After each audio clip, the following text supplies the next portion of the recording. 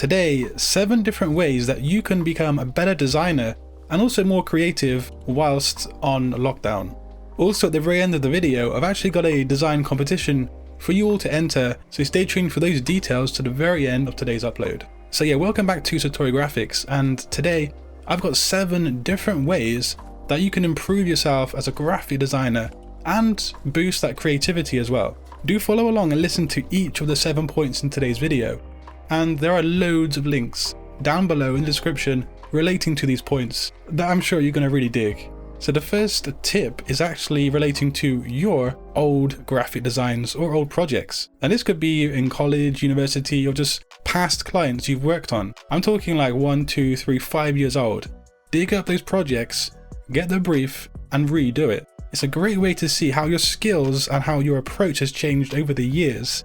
And you will get a sense of satisfaction and a really good creative outlet during these times of being locked down. The next tip today is to read graphic design blogs, because there are so many out there that not only inspire you, but you can learn a whole lot just from blogs themselves. And like I said, I've got loads of links down below, including loads of blogs. There are some that are going to really inspire you, but also there are things on like color theory and logo design, just really good stuff to get those creative juices flowing and that spark of inspiration that you might need.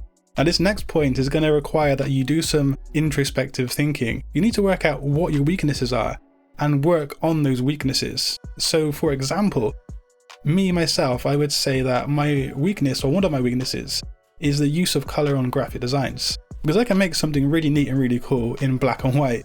And then when it comes to adding color, I can, fall short of the ideal design outcome. So what I would do is I would do some research into color use, color theory, all that stuff, and then just work on that weakness. Because let's face it, we've all got loads and loads of time here locked down. And it's a really good time for self-improvement and just becoming a better person. Making use of a negative situation for positivity. And this fourth point is something I really love to embark on, and that is to simply just change things up. When you do come away from that comfort zone, you're forced to think in a more creative and a different way. And this is going to spark a whole new venture for yourself mentally when approaching a graphic design or just design project in general. So if you're somebody who loves working on, say, illustrations, why not venture into something else like a business card or a logo design? But just step out of that comfort zone and just see what else you can actually achieve when you put your mind to it. Adding more skill sets to your already arsenal of skills that you have is always going to be a good thing. Now, a strong house or a strong building is built on a strong foundation. And so I think this is a good chance to remind yourself of the basics in graphic design. So we're talking about the principles of, say, color theory, line, negative space, all that jazz, all that good stuff. Once you've mastered the basics and once you know them inside out, you can really, truly set yourself up to make some interesting and successful designs. I've got loads of videos on the graphic design basics, and I'm going to link some of them down in the description box below. And the penultimate point in today's video is mock briefs.